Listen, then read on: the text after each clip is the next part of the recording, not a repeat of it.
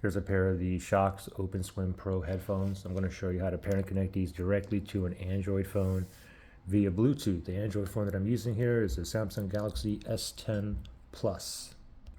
So the first thing we want to do is put these headphones into pairing mode.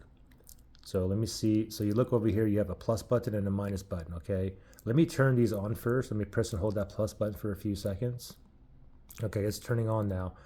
Now, if it's blinking blue, red, then it's in pairing mode. That's what I want. However, it blinked blue a few times and then it just turned off, okay? So let me manually put this in pairing mode myself.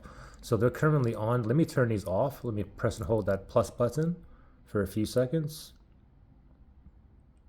Okay, now it just turned off. Now I'm gonna go ahead and turn it on. I'm gonna press and hold that plus button. I'm gonna keep holding and wait till it starts blinking blue, red. All right, so the plus button here, ready, go. Press and hold. Keep holding, wait.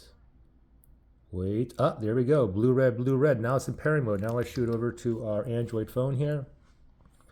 Go to your settings, and then on this phone here, you would go to connections, and then you want to go to Bluetooth, make sure Bluetooth is toggled on. So we'll tap on Bluetooth here.